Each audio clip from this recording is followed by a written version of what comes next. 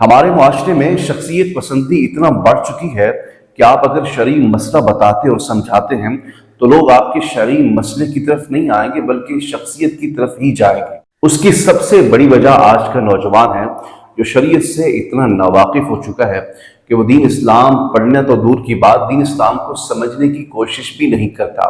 اسی طرح ہماری مائیں، بہنیں، بیٹیاں بھی دین اسلام سے اتنا ناواقف ہو چکی ہیں کہ ان کو مسائل شرعیہ کا علم تک نہیں ہے۔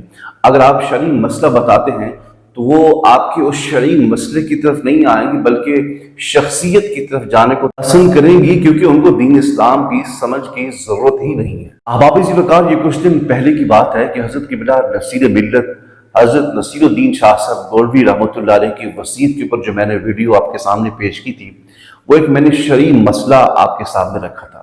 اس کے بعد ایسا ماحول بنا کہ مجھے تقریباً اتنے میسیجز وصول ہوئے واٹس ایپ کے اوپر اور کمنٹس کے اندر کہ میں ان کو ایک ایک کر کے جواب نہ دے سکا۔ تو میں نے یہ ضروری سمجھا کہ بجائے ایک ایک کر کے سب کو جواب دیا جائے، اتنا وقت بھی نہیں ہے میرے پاس، تو میں نے سوچا ایک ویڈیو بنا کر آپ حضرات کی بارگاہ میں چند گزارشات پیش کی جائیں۔ احباب ذی وقار، میں اپنی گفتگو کو طول نہیں دینا چاہتا، بس صرف چند باتیں آپ کے سامنے رکھنا چاہتا ہوں کہ میں نے حضرت قبلہ نصیر ملت نصیر الدین شاہ صاحب رحمۃ اللہ علیہ کی اس وصیت کے اوپر گفتگو کی تھی جو آپ نے وصیت فرمائی تھی کہ میں جب انتقال کر جاؤں تو مجھے بعد از وصال اپنے والد گرامی کے پہلو میں دفن کرنا ہے۔ تو میں نے چند سوالات کیے تھے کہ کیا جو وصیت حضرت قبلہ نصیر ملت نے فرمائی تھی، کیا یہ وصیت تھی کہ ان کو 15 سال کے بعد ہی وہاں سے نکال کر دفن کیا جائے والد کے پہلو میں؟ اور بھی بہت سے سوالات تھے جو آپ نے ملاحظہ فرمایا ہوں گے۔ تو اس کے بعد آپ احباب کی طرف سے اتنے میسیجز وصول ہوئے واٹس ایپ کے اوپر اور کمنٹس کے اوپر کہ میں حیران رہ گیا۔ کسی نے مجھے مناظرے کا چیلنج دیا، کسی نے گالیاں دی، کسی نے کیا کہا، کسی نے کیا کہا۔ احباب ذی وقار، جو میں نے شروع میں بات کی ہے نا کہ اتنا لوگ دین اسلام سے، مسائل شرعیت سے ناواقف ہو چکے ہیں کہ ایک طرف اگر آپ مسائل شرعیہ بتاتے ہیں تو لوگ اس طرف نہیں آئیں گے بلکہ شخصیت کی طرف جائیں گے۔ ایمان سے بتائیے کہ میں نے کوئی ایسی بات کی تھی کہ جس میں حضرت قبلہ نصیر ملت رحمۃ اللہ علیہ کی معاذ اللہ گستاخی ہو، یا کوئی ایسا جملہ کہا تھا کہ میں نے خانوادہ جو گولوی ہے رحمۃ اللہ علیہ اس کے بارے میں کوئی ایسے الفاظ بولے تھے؟ آپ جا کے سن سکتے ہیں، میں تو کوئی ایسی بات کی ہی نہیں تھی۔ میرا کہنے کا صرف مقصد یہ تھا کہ جو شرعی تقاضے ہیں، شریعت ہمیں اجازت نہیں دیتی کہ جس شخص کے اوپر مٹی آ جائے، جو دفن ہو جائے، تو اس کو بغیر شرعی عذر کے وہاں سے نکالنا یہ حرام ہے۔ اور یہ تمام احادیث سے ثابت ہے، ابن ماجہ میں روایت موجود ہے، دارمی میں موجود ہے، نسائی میں موجود ہے۔ یہ وہ احادیث مبارکہ ہیں کہ نبی علیہ السلام نے ارشاد فرما دیا ہے۔ جب یہ روایات موجود ہیں، احادیث موجود ہیں، تو پھر آپ شخصیت کی طرف کیوں جاتے ہیں؟ حالانکہ چاہیے تو یہ تھا کہ محبت کا تقاضا بھی یہ ہے کہ جو آقا علیہ السلام نے فرما دیا، شریعت نے حکم دے دیا، دین اسلام نے جو مسئلہ سمجھا دیا، ہمیں اس کے اوپر عمل کرنا چاہیے۔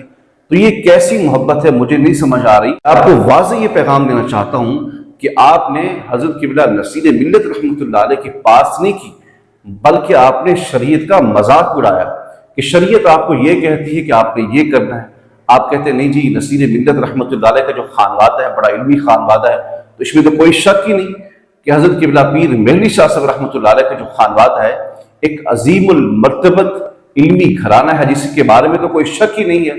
آپ کا مقام تو اتنی ہے کہ اگر ہم ہزاروں برس بھی عبادت، ریاضت، مجاہدہ کرتے رہیں تو ایک شخص کے قدم کے برابر بھی نہیں پہنچ سکتے۔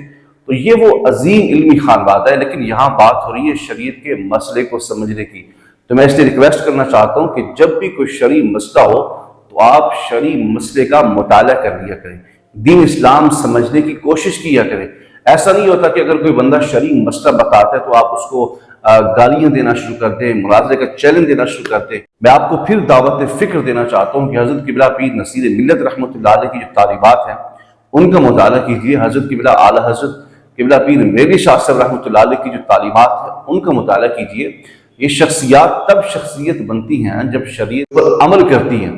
جب شریعت کے اوپر عمل کرنے سے ان شخصیات کو مقام ملا ہے تو آپ بھی تو شریعت کے پاس کیجیے نا، آپ بھی تو شریعت کو دیکھیے، اس کا مطالعہ کیجیے، مسائل دینیہ کو پڑھیے۔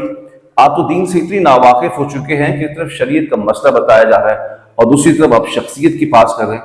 اس لیے میں دوبارہ کہنا چاہتا ہوں کہ حضرت قبلہ پیر میرلی شاہ صاحب رحمۃ اللہ علیہ کا جو خانوادہ ہے بہت بڑا علمی خانوادہ ہے، لیکن جو وصیت کے اوپر عمل کیا گیا اس کی ضرورت نہیں تھی۔ وصیت جو ہوتی ہے اس کے اوپر فوراً عمل کیا جاتا ہے۔ یہ احادیث سے مبارکہ سے ثابت ہے کہ اگر کوئی شخص جس کے اوپر مٹی ڈال دی جائے تو اس کو بغیر شرعی عذر کے وہاں سے نکال کر دوسرے مقام پہ منتقل کرنا یہ حرام ہے۔